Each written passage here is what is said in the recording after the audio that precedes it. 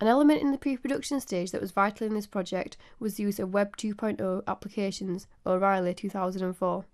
This means that the internet now has programs and software that are interactive platforms. Audience are now distributors of media as well as the consumer.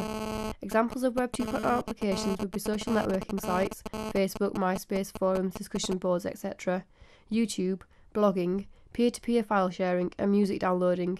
The main Web 2.0 application that I use was Posterous, linked with Google Mail. This is a blogging site that helped me organise my work in the planning stage. For example, I could easily upload a picture to my own Posterous by emailing it via Google Mail.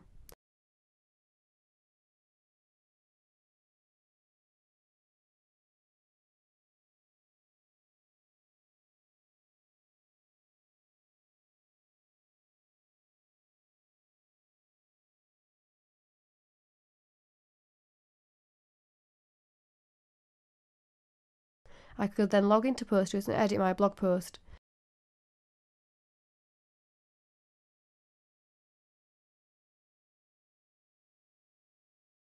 This is a perfect example of a Web 2.0 application, as it is a non-linear way of communicating with the internet.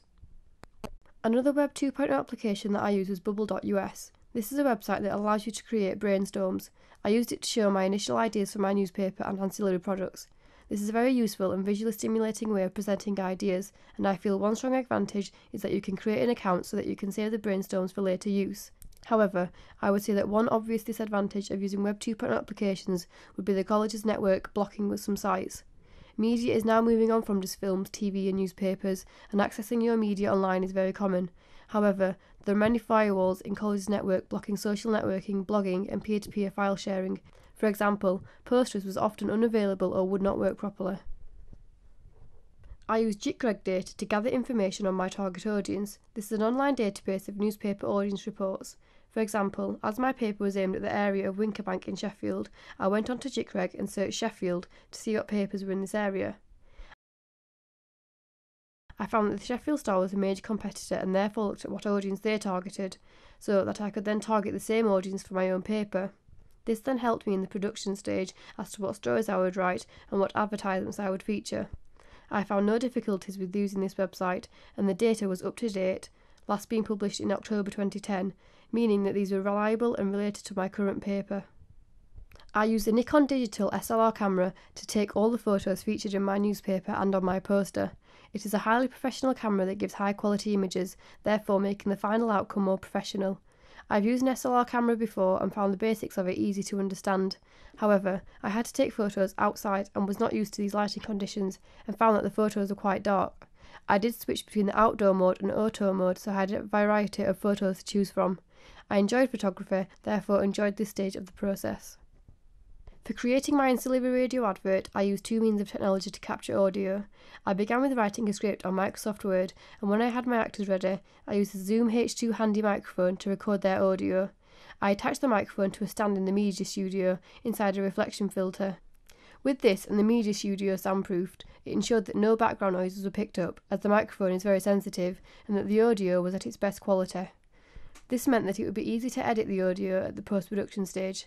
The advantages of using this piece of hardware would be that it is very versatile and the quality of the audio is very good. Furthermore, uploading the files to the computer was very easy by using a USB cable. One disadvantage would be that the buttons and controls are quite small and tricky to understand at first. However, after a demonstration, I found it very easy. After listening to real radio adverts for newspapers, I found that they had generic conventions that had to be followed to ensure that my radio advert would be as professional and as real as possible. Sound effects were used in every example that I listened to. For example, a busy restaurant in an advert for the Evening Standard, in which they were giving away free meals. Hello, restaurant bookings, how may I help? Oh, hi, I'd like to book a table for every Thursday at 8 p.m, please. As I was giving away money for a local shopping centre, I needed the sound of a busy shopping centre.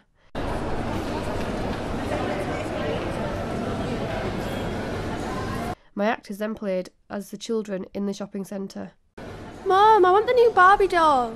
Mum, I want a race car. That's so not fair. I want a digital camera too. Due to the Zoom H2 handy microphone's very sensitive audio pickup, if I had taken it to a real shopping centre, then I would have picked up unnecessary noises like specific words of people's conversations. Therefore, I decided to download a sound from the internet. I used Sound Bible. One disadvantage of downloading from the internet would be copyright issues. I had to make sure that I was allowed to use the sounds in my project. On Sound Bible, all the files are clearly shown to be able to use by all. They are in the public domain. An advantage of using Sound Bible would be the high professional quality of the audio and the speed of accessing them.